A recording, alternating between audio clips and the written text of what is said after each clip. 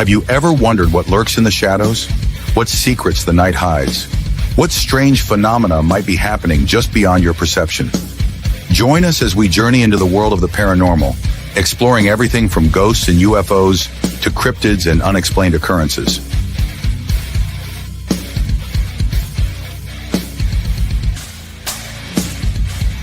From haunted houses to all things paranormal, join us in the search for the truth behind the veil. Welcome to Paranormal 411.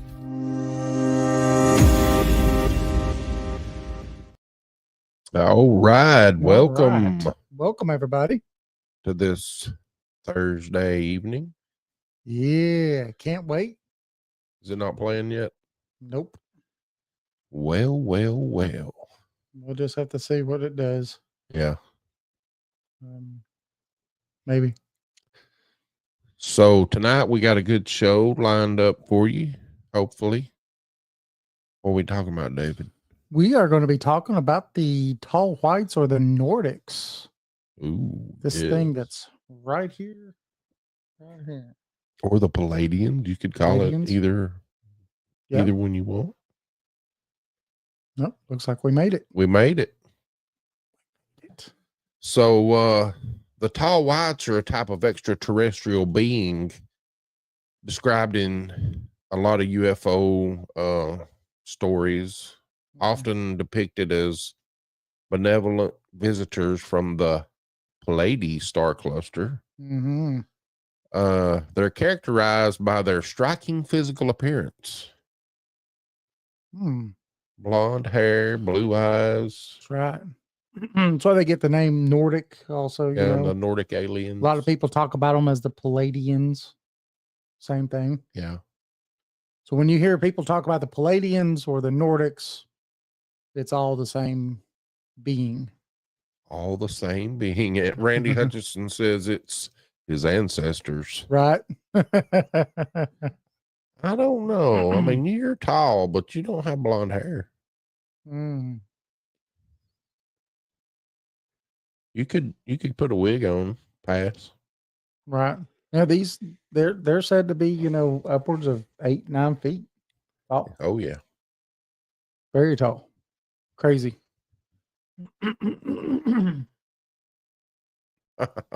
Hello, Michelle. Look at that. Randy came on. He's on 2 places. Randy's on Facebook and YouTube. Love it. Way to go. Like it.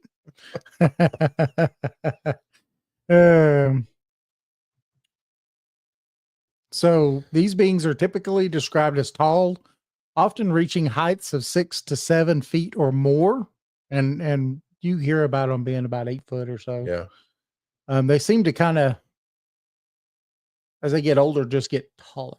Yeah.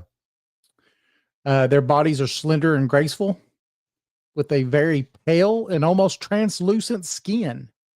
Now, their hair is typically long, flowing, and blonde. Their eyes are often described as a piercing blue color.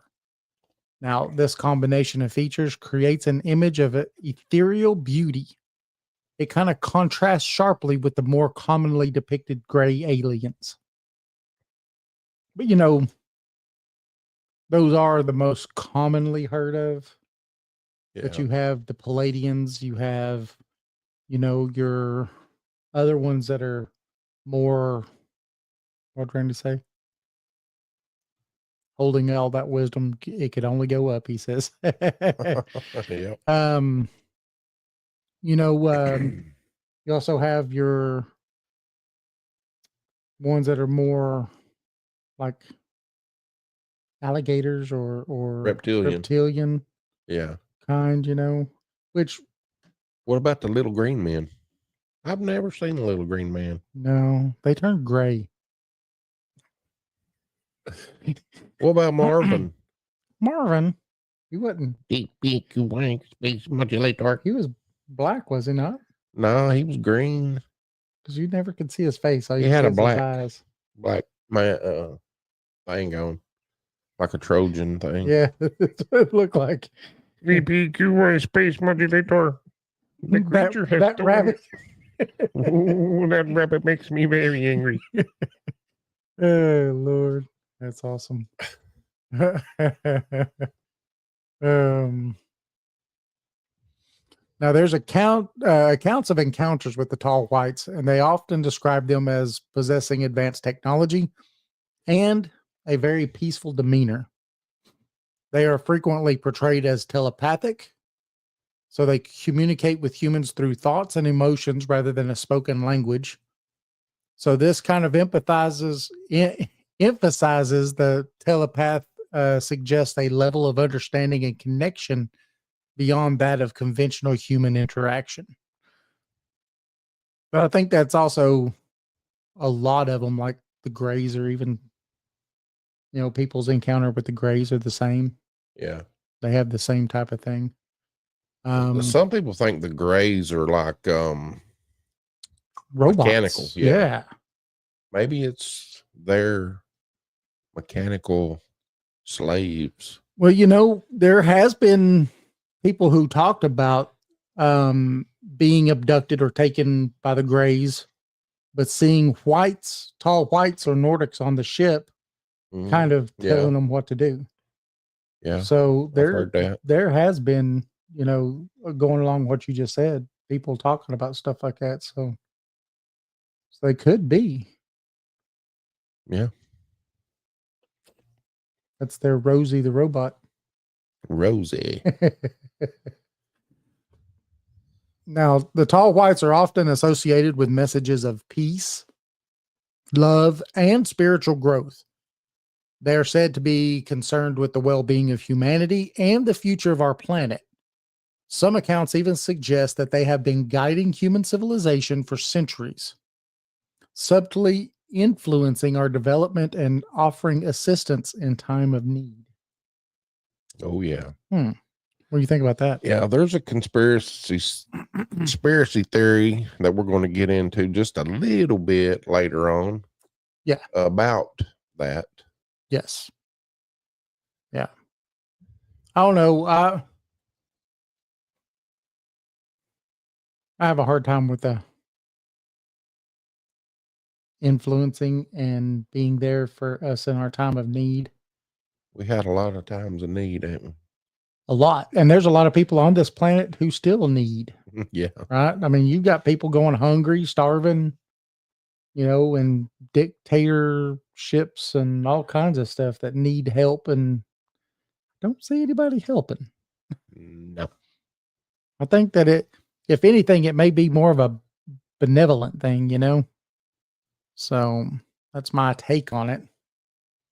As in, whatever happens, happens.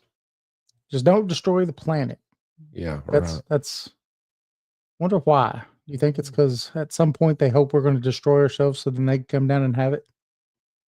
I don't know. I think we're in this little glass bubble down here that they're just watching. We're like a petri dish. We're like a experiment. Yeah. On a petri dish, they just, what's going on over here and over here? There was one show I like to watch. Mm-hmm. It's called Stargate SG-1. Now, I would have never guessed that. Never. But, well, no, this was on Atlantis. So they had this machine in Atlantis that it was like a game.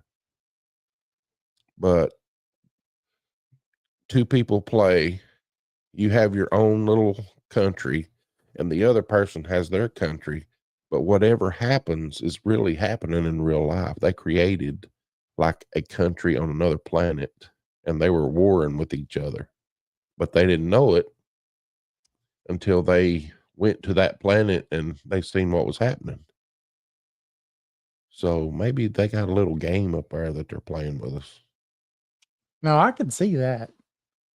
I really could. I could see them just up there going, I'm going to drop bombs on you. And it started a sacrificing my pawn. It started a whole war on that planet. It's weird. And when they got there, they had pictures of Rodney, and then the other country had a picture of the other guy. Really? Like they're creators. Happy New Year, only Oscars. Happy New Year. Hope you eat some black-eyed peas. I didn't. Mm, I actually went to bed early. I did too. Did you? Because I got up at 2:30. The wife was not feeling good. She's not, started not feeling good a couple of days before, so we went to bed early. So one of the most prominent origins ascribed to the tall whites is the Pleiades star cluster. It's located in the constellation Taurus. The Pleiades is a visually stunning group of young hot stars. Its prominence in various mythologies and its celestial beauty have likely contributed to its association with extraterrestrial life. Only Oscar says they celebrated 4 times. Wow. Heck yeah. Did you just start early? Or did you go late? What's or up, do a Eddie? little bit of both? What's up, Eddie? How you doing? The Pleiades is often cited as the home world of the tall whites, with these beings depicted as benevolent visitors from this distant star system. So the concept of benevolent extraterrestrial beings has roots in a lot of spiritual and philosophical traditions. The idea of an advanced civilizations that offer guidance and assistance to humanity resonates with a lot, reflecting a desire for a higher purpose and yearning for a more harmonious future. Ooh. Only Oscar says that they started at 9 and then every hour they celebrated. Now, did you celebrate with drinks every hour?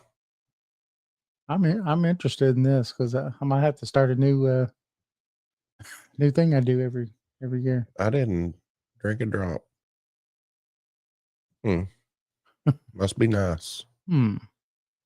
So this underlying belief may have contributed to the portrayal of the tall white as a peaceful and helpful being, concerned with the well-being of humanity. Said that there was drinking cider. I was online with Fish Farm. We had cider. Fish fam. Fish fam. What did I say? Farm. Smoking. But I was smoking.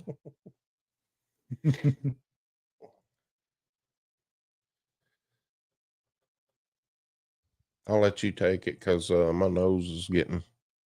Are you starting to talk to your nose again? Yeah, I've been downhill for a few days, so have to. So the tall whites are often described as possessing a unique set of characteristics that distinguishes them from other alleged extraterrestrial beings. Now, these characteristics are frequently mentioned in personal accounts and within UFO communities, contributing to their distinct identity within the broader landscape of extraterrestrial speculation. Happy New Year. Happy New Year. I hope everybody did have a great New Year, and hope everything that you want to happen this year happens. Oh, yeah. Right? You should have ate them black-eyed peas. Let's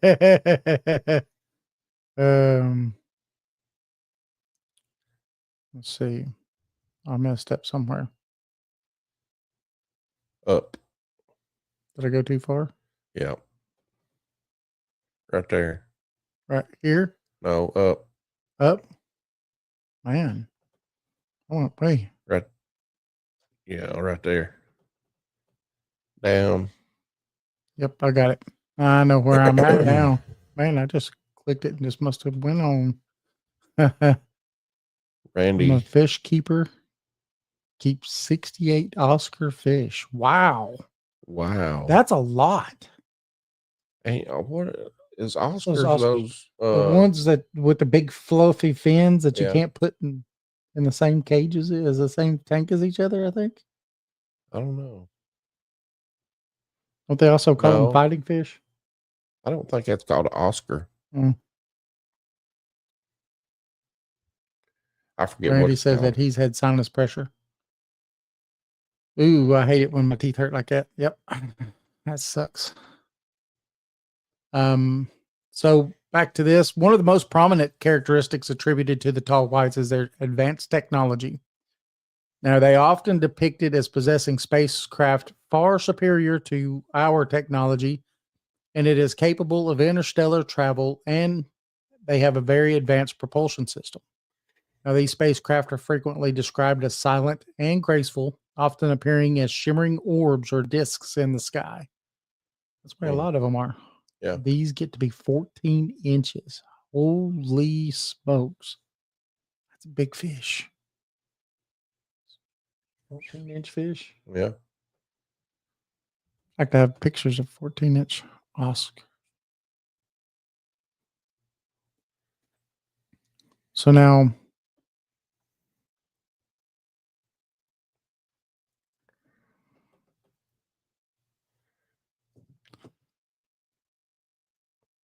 they actually possess a telepathic abilities. Now that this allows them to communicate directly with humans, kind of bypasses the limitations of spoken languages. Now, this form of communication is often portrayed as more efficient and intimate, allowing for a deeper level of understanding and connection between the beings. Many accounts also portray the tall whites as benevolent, with a genuine interest in the well-being of humanity. They're often described as offering guidance and assistance to individuals.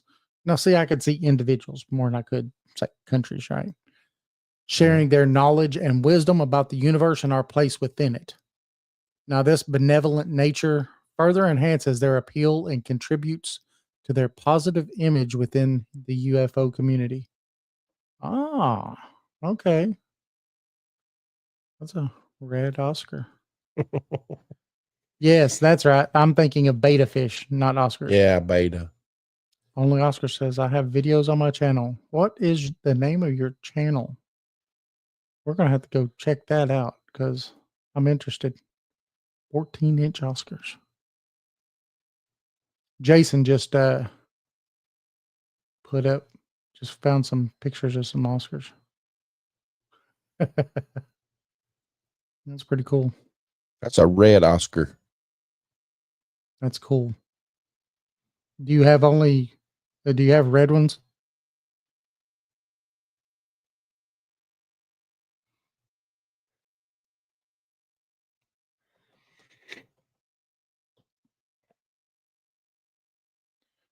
Now, the tall whites are benevolent. They are often described as offering guidance to individuals. Now, this benevolent nature further enhances their appeal and contributes to their positive images.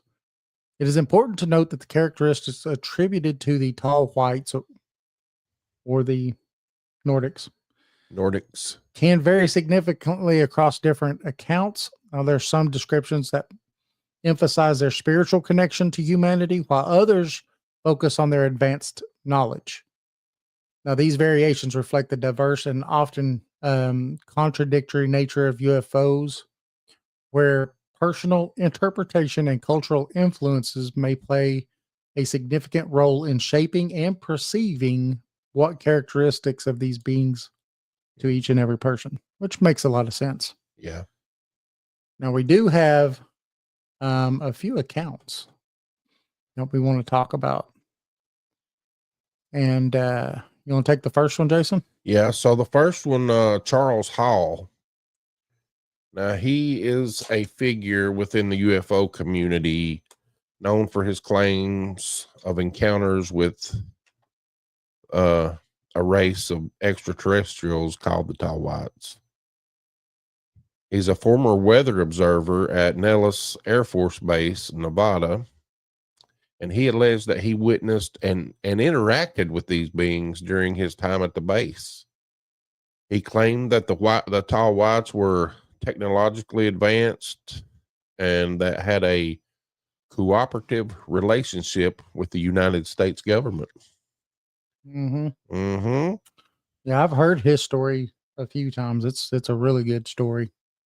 Well, in his account, he described the Tall Whites as tall, slender humanoids with pale skin, blonde hair, blue eyes. He claimed that they possessed, the advanced technologies, including anti-gravity, um, sophisticated weaponry. And he further said that he was allowed to observe and even interact with these beings. Yes. And learn from their culture and technology. Yep.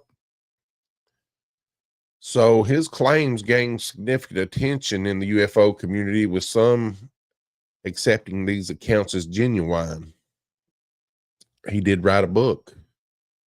His books, such as The Millennial Hospitality and Walking with the Tall Whites, detailed his alleged experience, providing vivid descriptions of the Tall Whites and their interactions with humans. It was kind of like only Oscar says, and deadly, because I remember he told a story about the first time he saw one of their kids, because their kids went with. Yeah, like I remember that story. And he approached one of them, and the mother was going to kill him. They don't take to people Right. interacting with their kids. Yeah, that it would be pretty neat, I think. I don't know. I mean, what do you think, Jason? Would you interact with one? I think so. Yes, he did. Yeah, I mean, when you look at some of his descriptions, because I remember him talking about that, the Tic Tac type shaped aircraft that they had. But he got to be pretty close with a group of them. Yeah. In his time that he was there. I think they might have made a movie about that, because I remember watching something like that. Really? Yeah, we'll have to look that up. If so, then I'll have some watching to do, because that'd be interesting. I know I've heard him, and I'd like to actually talk, get more of his stuff, get his books, and actually talk more in depth about it. For sure. So there's another account. Right. Yeah, because I mean, he was put there at that base for kind of that reason, but I guess because there was already a bunch of them at people at the weather station before, but they didn't make it. And but they actually chose to come and talk to him and interact with him, and yeah, it was interesting. It's a very interesting story for sure. Now we have another one. It's a George Adamski. Now he was a prominent figure in the early days of the UFO phenomenon. He was known for his claims of contact with extraterrestrial beings. Now, George was born in Poland. He immigrated to the United States and later became involved in spiritual and occult circles. Now, he claims in the 1950s, he reported encounters with the Venusians, and he described them as tall, blonde humanoids with blue eyes. He claimed to have communicated with these beings telepathically and even taken photographs of their spacecrafts. Now, his accounts gained significant media attention and became a very popular lecturer and author. He published several books detailing his experiences, including Flying Saucers Have Landed and Inside the Spaceships. Mm-hmm. And his books described his encounters with the Venusians and other extraterrestrial beings, portraying them as benevolent visitors who warned of the dangers of nuclear war and encouraged humanity to embrace peace and spirituality. Now, what's cool, what I think is kind of neat about this is when you start talking about all these beings and their messages, mm-hmm. right? Their messages of peace, of getting rid of nuclear weapons, save the earth. Yeah, the earth, right? But then you start looking at when we started becoming nuclear and having nuclear weapons and stuff.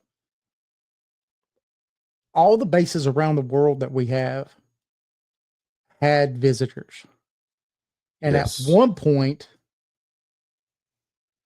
these visitors shown how powerful they were, or how great their technology was, whatever you want to call it, by literally shutting these things off one by one, or in some instances even turning them on one by one.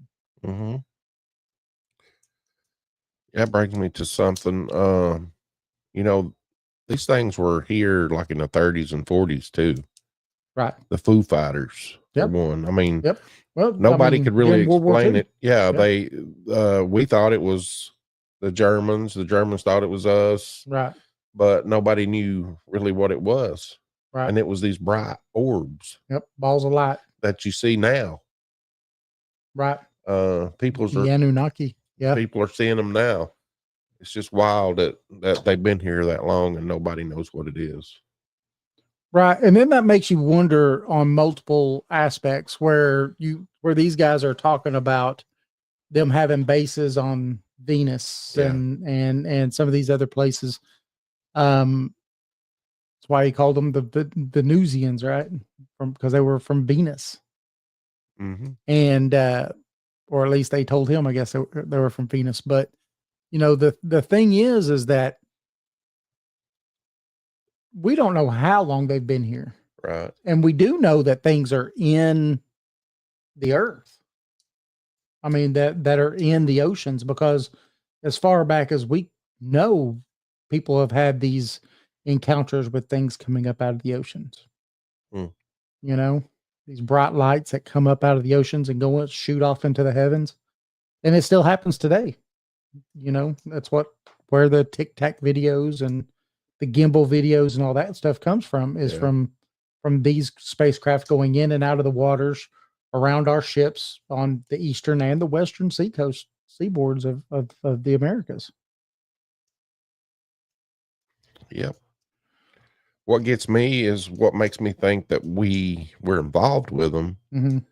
Is the guy that talked about the Nemesis in one interview said they were told to lock themselves inside the boat while they were out there with them exercise. They're doing their exercises or something. I mean, why would the admiral or the captain tell you to stay inside while they were out there if he didn't know anything about it? We have their DNA. I do think that a lot of us do have their DNA. Cloud people. Only Oscar says, yep. That brings me to a picture I just recently come across. Oh, yeah? Somebody in an airplane took a picture of cloud cover, and it looked just like two people standing on a cloud. Really? They looked human. It was weird. Probably AI, but it still looked weird. Yeah. We are the last evolved animals. We're definitely involved. Now, does that bring you to a question? Do you think that we had help in that evolution? That's the the question that makes some people mad. Yeah. Or others, I didn't evolve from nothing.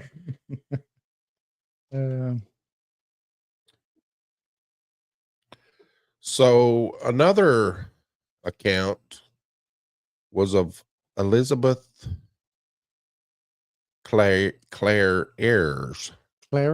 Clares. She was a South African woman. She claimed to have had multiple. This is interesting. Yeah. Multiple encounters with extraterrestrials, including a romantic relationship and a child with an alien being. Her claims, they were all these scientists and everybody, the non-believers, are controversial, but this story captivated a lot of interest in the UFO world, and she wrote a book, Beyond the Light Barrier. Her story began in the mid-20th century when she publicly claimed to have been contacted by extraterrestrials from the star system Alpha Centauri. She described these beings as tall, humanoid, and possessing a lot of technology. Hmm. Makes you go, don't it? It does make me go, A key element of her story is her alleged relationship that she had with the extraterrestrial, and his name was Akon.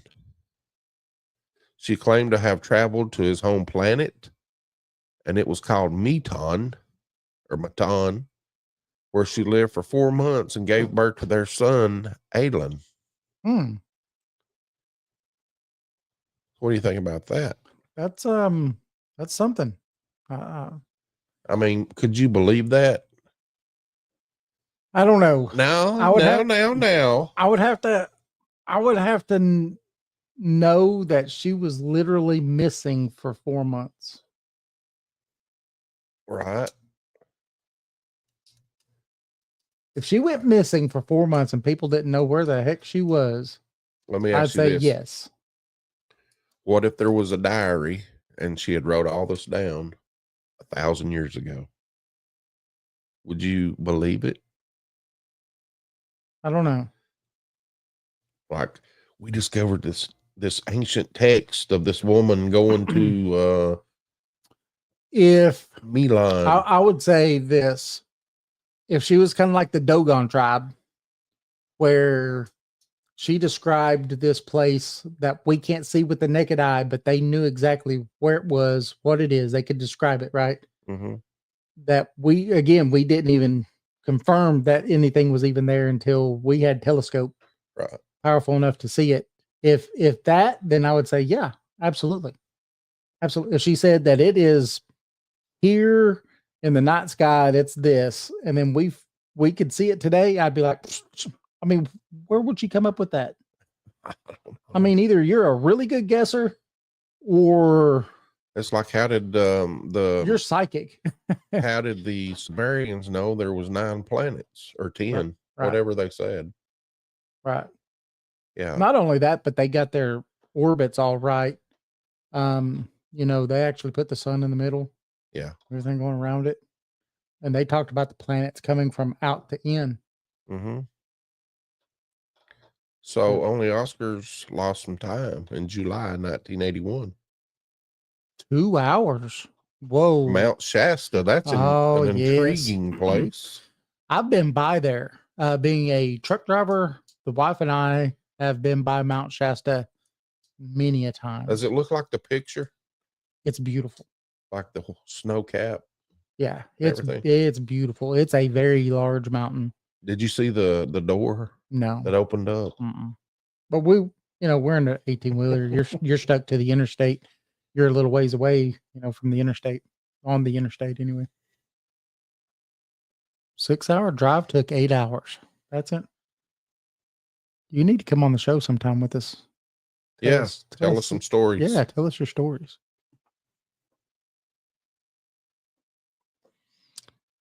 So there was an account, Howard Menger. He was an American contactee who claimed to have had numerous encounters with extraterrestrials. Right. So his claims began in the 50s when he reported encounters with beings he referred to as his space brothers. Why would somebody do that? Why would you just come out and say, hey, these people, I mean, if it wasn't halfway true. Right. Well, first thing, you're going to be ridiculed. Yeah. I mean, that's just going to happen. You're going to be ridiculed. People are going to be like, yeah, what are you smoking? What are you on? Said that they didn't notice the time, but they arrived. Everyone commented on how late they were. Wow. That's interesting. Yeah, it is. So Menger claimed to have traveled aboard their spacecraft, explored other planets, and received messages of peace and warnings about the dangers of nuclear war. Again, there it is. Peace, right? Yep. And dangers of nuclear war. Yep. He did publish his experience in a book it was titled From Outer Space to You, which gained a lot of attention. Excuse me. And you can find that on Hiccups. Amazon. From Outer Space to You. David, you can talk about the book. So just a quick synopsis, a little bit about the book. Howard Menger recounts his alleged encounters with extraterrestrial beings, known again as the Venusians or Space Brothers.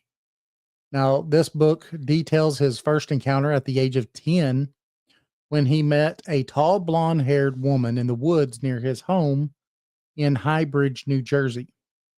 Now, over the years, Menger claims to have had multiple meetings with these benevolent beings who communicated telepathically and shared advanced knowledge about the universe. He also describes being taken aboard their spaceship, where he witnessed advanced technology, received messages about the importance of peace, love, and spiritual growth. He also mentions visiting a lunar base and seeing bases on Venus. Now, the book emphasizes the aliens' vegetarian diet and their concern for humanity's moral and spiritual development. Wow. What do you think about that? That's pretty crazy. Yeah. Now, he faced a lot of skepticism during this time and allegations of fraud, but Menger remained steadfast in his claims, sharing his experiences to inspire others to consider the possibility of extraterrestrial life and the potential for a more peaceful world. He died in 2002, and he, all the way up to the time that he died, he sat there and just said that this was true. Mm-hmm. All the way up to his death. Bird Dog in the house. What's up, Bird Dog? Hey, Truth asked, he says, do you guys believe in time travel? Oh, yes. We do believe in the concept, and I even had a long argument with AI over that. A long argument, and I think I won too. It didn't want to believe in time travel until I had to tell it that Einstein's general theory of relativity actually gives for time travel. Right. And it had to back up and punt. It said, you may be right. Yeah. I'm sorry.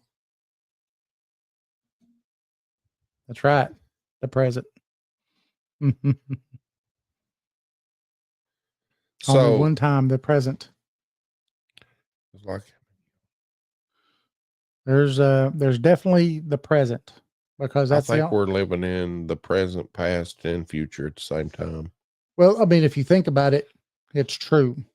We can only live in the present. So every second now, it's the present, right? Yeah. It's so you're only living in now, right? It's called the eternal now. We live in the now.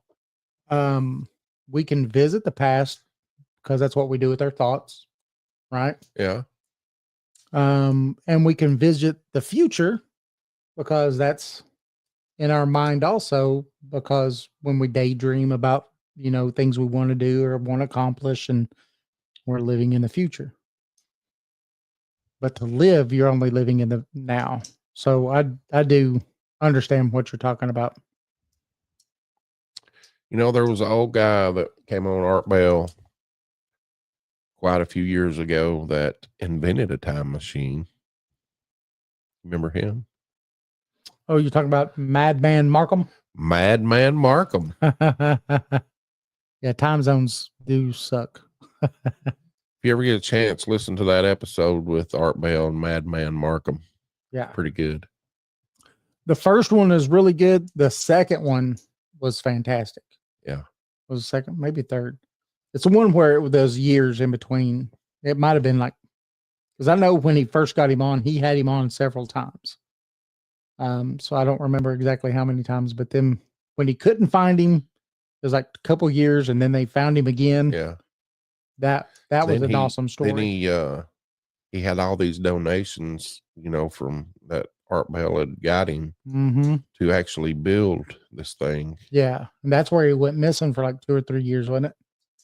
I know he was in jail for a little bit for stealing those Transformers. Well, that was at the beginning. Yeah. Yeah. Yeah. Yeah. So Roy says, interesting. Look it up, Roy. Hey, Yeah. and if you want to watch that movie I was talking about the Tall Whites, you can stream it. It's called Walking with the Tall Whites. It's on Tubi. It's on the Roku channel. Plex, Prime Video. Prime. You have to buy it on Prime, but Right. Tubi's free. The Roku channel's free. I'd have to look for that. It's pretty good. Walking with the Tall Whites. So here's something. Do you want to take a break before we get into this last part? Or do you want to just go ahead and I say we just go ahead because it's just a short little part. yeah. And then we'll just do the break at the end. Okay. I think everybody likes when we do that anyway. So earlier I was talking about a conspiracy theory surrounding Edward Snowden and the Tall Whites. Mm. And it gets really deep. We're not going to go real deep into it. Just going to tell you about it. But Now remember, this is a conspiracy. So, because, you know, most things you try to look up on it says Snowden did not talk about this in anything that he released. So, Right. but don't let that defer you from, you know, yeah, go truth. look it up. Yeah. Look it up. It may be, you know, next time he's on something, maybe we could ask questions. Yeah. So the Snowden leaks supposedly contained evidence of a secret government agreement with a race of extraterrestrial beings known as the Tall Whites. And the agreement supposedly involved a cover-up of activity by the U.S. government and potential collaboration between humans and the extraterrestrials. The leaked documents allegedly revealed details about this agreement, including government programs and things related to alien technology. Also, if you want to get deeper into it, it does get into why Germany didn't win the war. Really? That the aliens, the Tall Whites, you know, they made that not happen. But it does go into all that if you really want to get into it. I just thought we'd bring that up. Yeah, I mean it's on topic. So I mean, It's a conspiracy theory now. It is. I mean, and I think it's got that in quotes everywhere. Yeah. Conspiracy theory. So, but hey, you know, if you're on the topic, let's talk about the topic.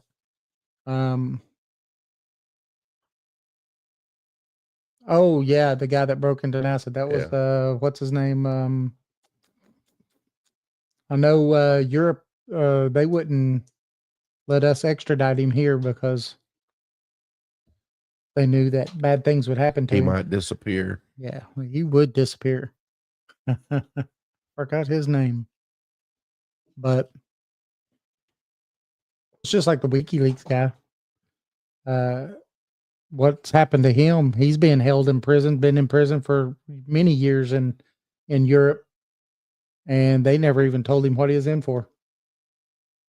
But he's also the U.S. also wants to grab him and bring him, and all he did is just publish papers that people gave him. He didn't steal the papers. Right. I don't understand.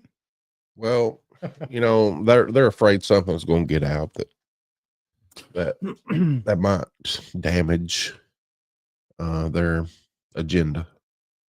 Right. Was it in Spain? He might have been in Spain. Maybe. Trying to remember. What was his name? Phil Schneider. Because, right. Yeah, I think we talked about him one time when we was doing a show on some of the people who died on, you know, for this. Yeah.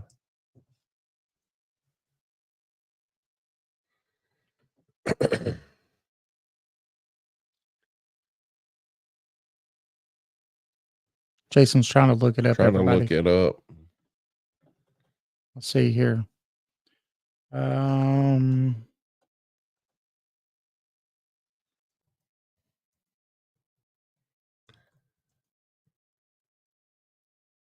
So yeah, if you get a chance, go watch that movie. Gary McCannon.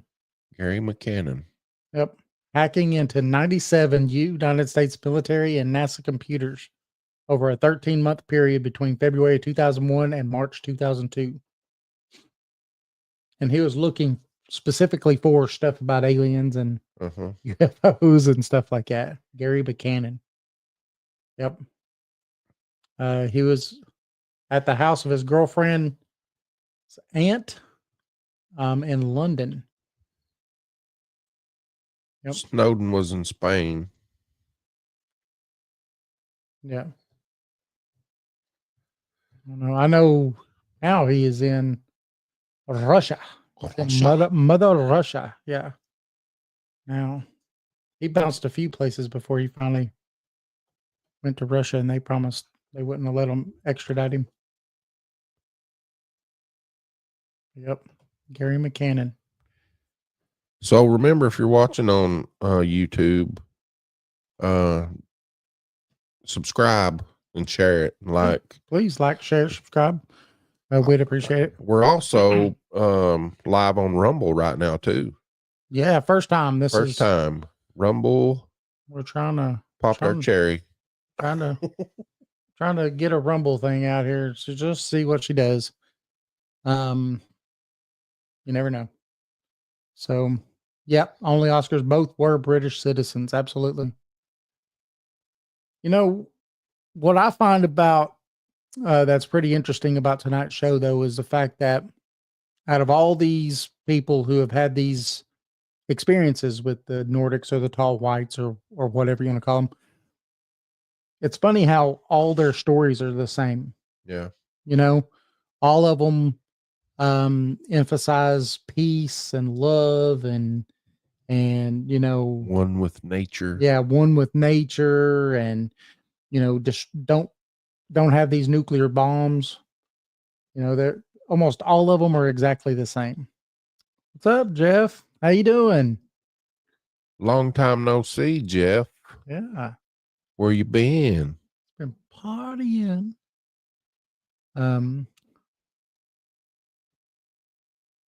Roy says whenever he rumbles, it's not good. Uh-oh. No, it's a site called Rumble, Roy, and you'd love it. Yeah. Look it up and download it.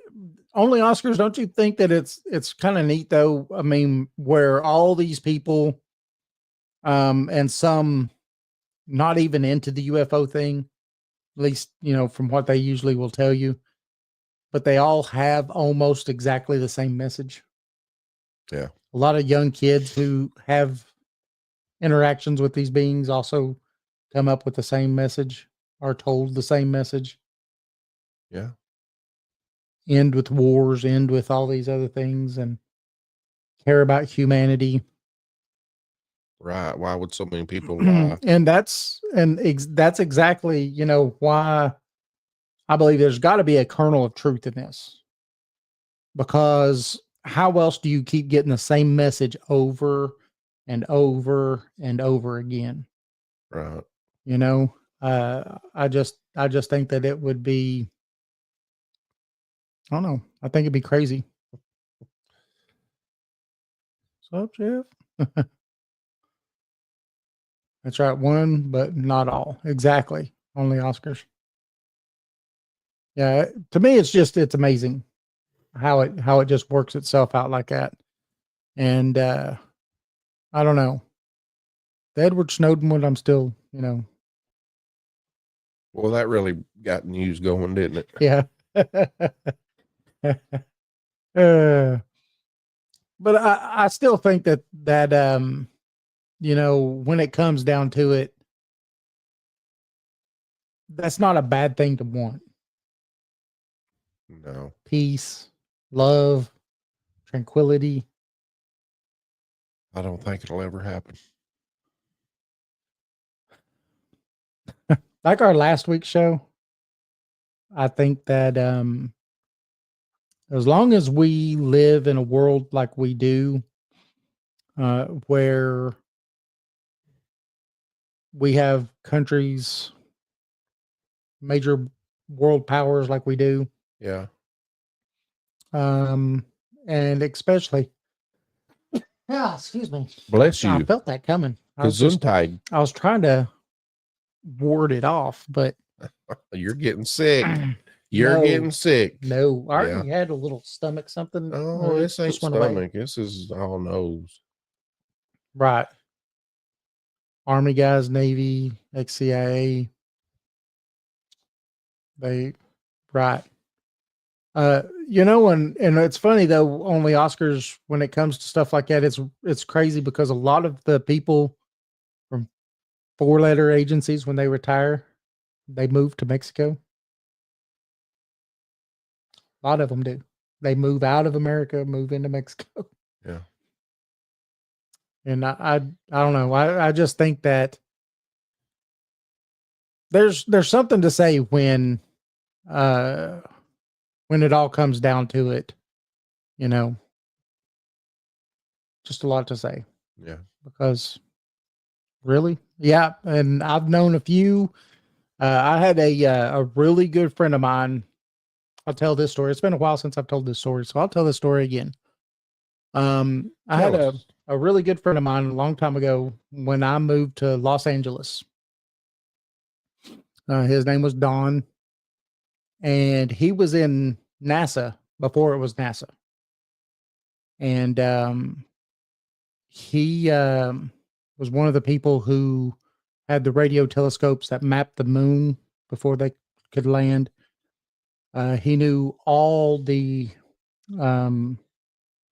people that worked on all the different stuff there, and he had a pretty high level clearance. And he was one of the first people that made me start thinking about aliens. I was really just at those days, I was young and just not really interested, but didn't think it was true. But he lived in Mexico. He had made millions of dollars, millions and millions and millions of dollars. And off of the NASA. So when the first rocket blew up and it killed all the astronauts on the inside, he knew every one of them. When he was telling me the story, he started bawling his eyes out because he drank alcohol with those guys. He knew those guys very personally. And when he started crying, I knew he had to know. I mean, you don't just cry. Yeah. But he developed, and what it was is it was a leak inside there that caused the explosion. O-ring. Yeah. So he designed a almost like smoke detector that went in there that could detect those particles in a billionth and saved others' lives. But anyway, that's long to tell who the man was. He was a very smart guy. Yeah. But when he became a multimillionaire and everything, he moved to Mexico. He had a big, huge place. I went to his house multiple times, drove there all the time. But he was such a down to earth guy that he would take the train all the way from San Diego, all the way up to where I lived in Los Angeles, every once in a while and stay the weekend with me. Just bull crap and stuff. He bought an island off Panama and was turning it into this big resort and everything. And he showed me the things. He goes, Dave, right there, that's your house. Where's he at now? I'd say he's probably no longer here. He was in his 70s then. Oh, okay. And I was still a young man. I was 24. But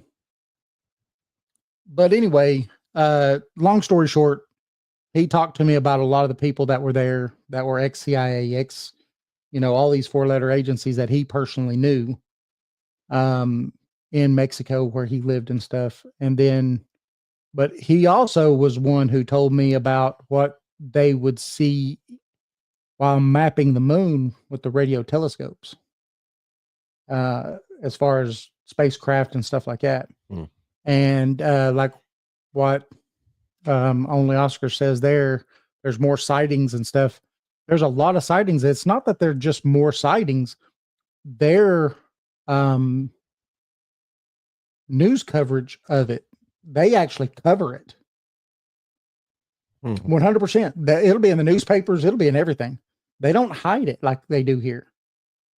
And so he talked to me about his experiences with them, with these things.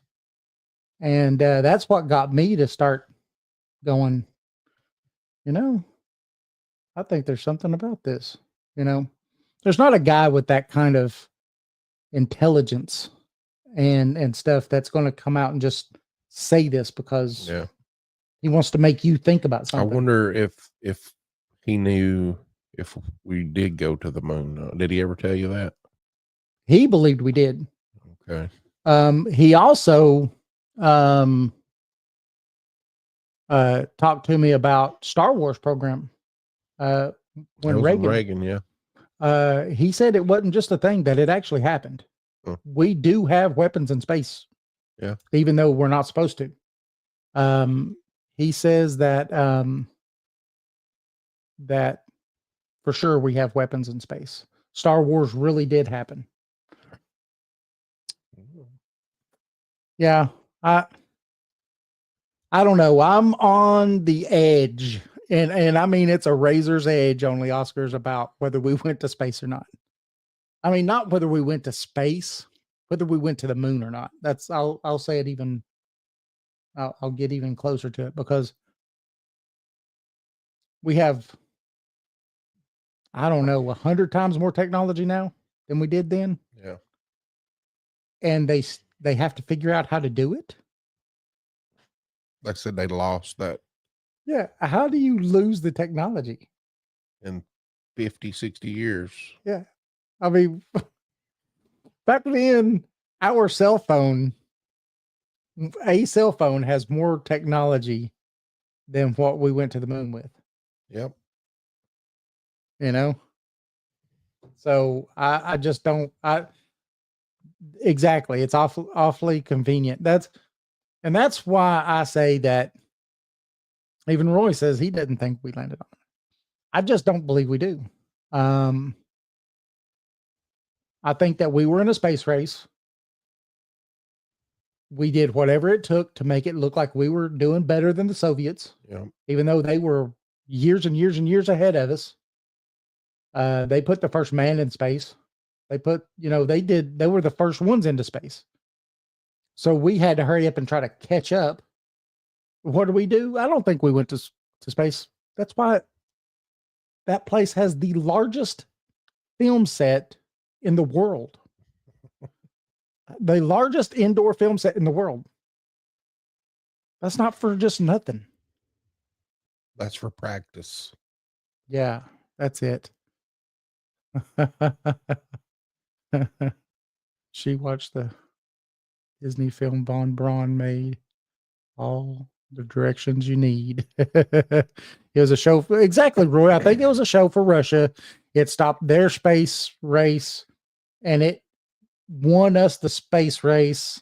Do you think that by now somebody would have went to the moon if we did back then? Yeah. I mean, why have they not? Right. Why have we only ever sent probes and other things there? This is a whole nother show. The Van Allen radiation belt, we can't figure out how to get past it. It will kill you.